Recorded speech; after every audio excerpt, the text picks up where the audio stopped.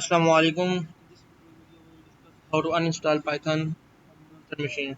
So let's start. If you're new to my channel, subscribe to the channel and like the video. Type Control Panel in search bar and click on Control Panel. From here, click on Uninstall a program. From here, search Python, uninstall. Subscribe the channel and like the video. It will take a little time. I'm pausing video till it's complete. Now click on Close. Now click on Python launcher and click on Uninstall. Yes. So our Python is uninstalled successfully. Search